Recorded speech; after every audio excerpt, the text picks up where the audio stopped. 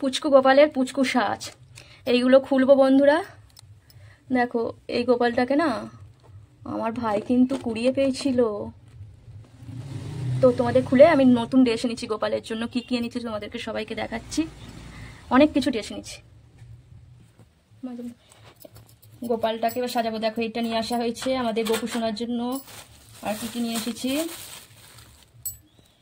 দুটো চাদর নিয়ে আসা হয়েছে গায়ে দিয়ে শোবে, এটা রাখলাম।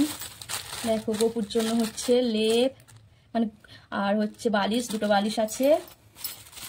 কতগুলো জামা আনা হয়েছে গোপু সোনার জন্য। কোন জামাটা ভালো হয়েছে বলো? দুটো, একটা, তিনটে জামা হয়েছে। এখন পরবে এটা আসুন। গোপু এটাতে সকালবেলা বসে খাবে, মানে এই যে এই মোটুকটা, সরি কি বলে, টুপি, আর এই হার, একটা ঝাঁঝ আছে।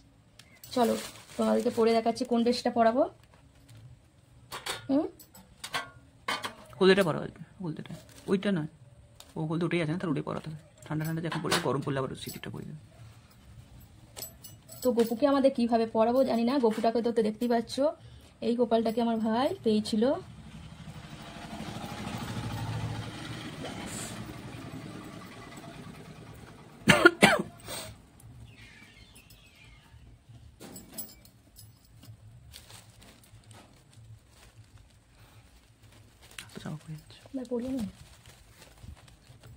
এই দেখো আমাদের গোপু সোনার ড্রেস পরে ফেলেছে। কেমন লাগছে বলো গোপুকে?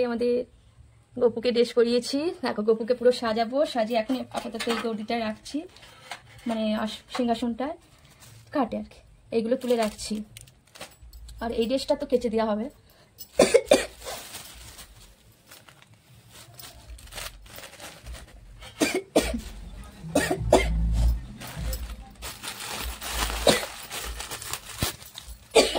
কোথায় যাবে একটা,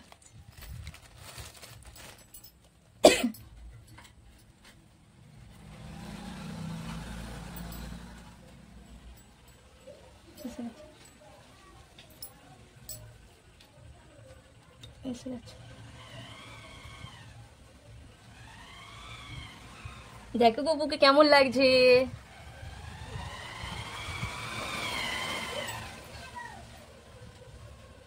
দাঁড়াও তোমাদের একটা পরিয়ে বন্ধুরা, গোপু সোনাটাকে আমার ভাই ছোটবেলায় কাদা নিয়ে খেলতে খেলতে পুকুর পাড়ে এই গপুটাকে কুড়িয়ে পায়। গপুটাই মাটির আমাদের ভাঙা ঘরেই ছিল।